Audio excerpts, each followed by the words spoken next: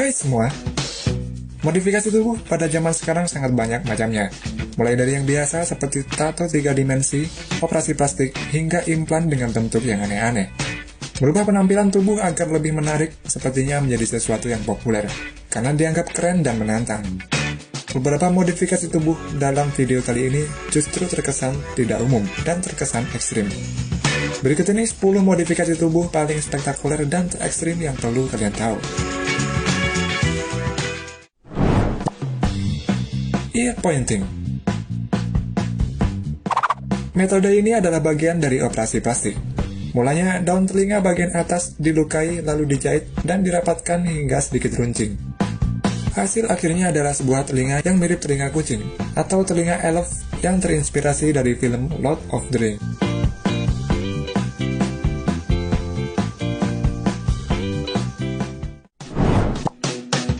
Double eyelid. Di Korea, kebanyakan mereka yang tak memiliki double eyelid merasa tidak percaya diri. Orang Korea memiliki persepsi cantik dan tampan itu jika seseorang memiliki double eyelid. Makanya, nggak heran kan, tingkat operasi plastik di Korea Selatan itu tinggi banget. Double eyelid surgery adalah prosedur kosmetik kelopak mata untuk menciptakan lipatan di kelopak mata atas dan membuat bukaan yang lebih besar antara kelopak mata atas dan bawah, sehingga membuat penampilan mata terlihat lebih besar. Prosedur double eyelid melibatkan pengangkatan sebagian kecil jaringan kulit dan lemak di kelopak mata. Bugglehead. Tren bernama Bugglehead ini dibuat dengan cara mengisi cairan salin di dahi. Suntik salin dan Bugglehead ini pertama kali diperkenalkan di Tokyo pada tahun 2007 silam. Setelah benjol pada dahi dinilai cukup, praktisi Bugglehead kemudian memencet bagian tengah benjolan. Muncullah dahi dengan bentuk mirip roti bagel dengan lubang di tengahnya. Salin sendiri merupakan campuran air dan garam, sehingga apabila bocor, cairan dapat diserap dengan baik oleh tubuh dan tidak memberi efek samping yang buruk. Tentu saja, prosedur Bugglehead ini tidak permanen. Dalam sehari, cairan salin akan diserap tubuh dan dahi menjadi normal kembali.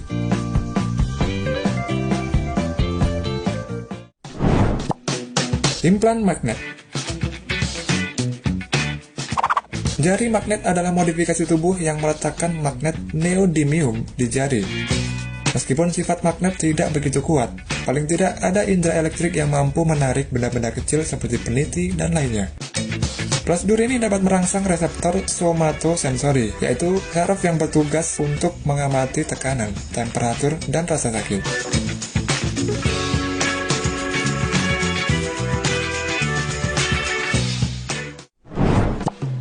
Body perching.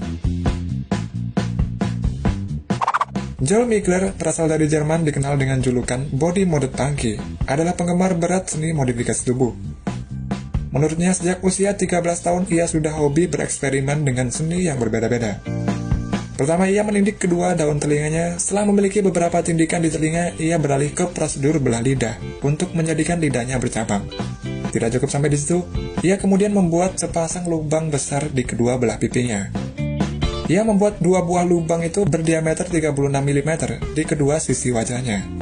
Lubang-lubang itu membuat gigi sampingnya terlihat jelas.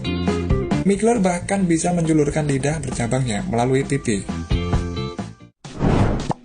Implan RFID. RFID adalah kepanjangan dari Radio Frequency Identification Implant.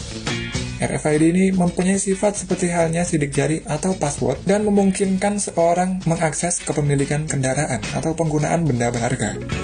Pada konferensi hacker di Washington, salah seorang ahli teknologi memperkenalkan implan ini. Hanya dengan memasang chip kecil di masing-masing telapak tangan, identitas pengguna akan mudah terdeteksi melalui mesin pemindai.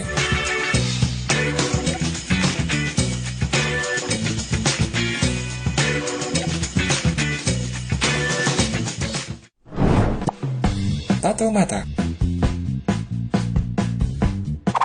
Tato biasanya diaplikasikan pada kulit tubuh. Tapi bagaimana jika tato diaplikasikan pada bola mata? Tato bola mata dilakukan dengan menyuntikkan tinta ke bawah permukaan mata untuk mengubah warna putih pada bola mata. Seperti banyak modifikasi tato, sangat sedikit seniman yang cukup terampil untuk melakukan tato bola mata ini dengan aman. Nah, bagaimana dengan faktor kesehatan? Injeksi mata dengan tinta terlihat sangat berbahaya, meskipun dengan prosedur yang dikatakan terus-menerus diperbarui. Belah lidah. Modifikasi tubuh ini melibatkan pemotongan lidah pada bagian ujung depannya, sehingga menyerupai lidah ular. Pasien yang akan melakukan prosedur ini biasanya meminta ahli bedah untuk melakukan prosedur dengan menggunakan pisau bedah. Setelah dipotong, bagian sisi lidah akan dijahit untuk mencegah penyatuan kembali. Biasanya lidah akan sembuh dalam waktu 1-2 minggu. Yang jelas, modifikasi ini bisa mempengaruhi fungsi lidah sebagai indera pengecap rasa.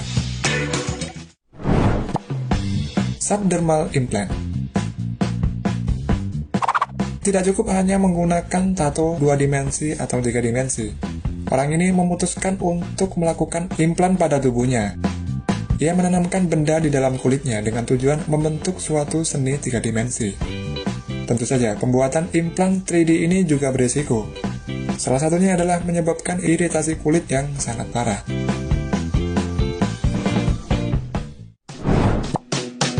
Transdermal horn. Nah, setelah tadi mengenai subdermal implant, sekarang tentang transdermal. Sebenarnya hampir sama dengan subdermal.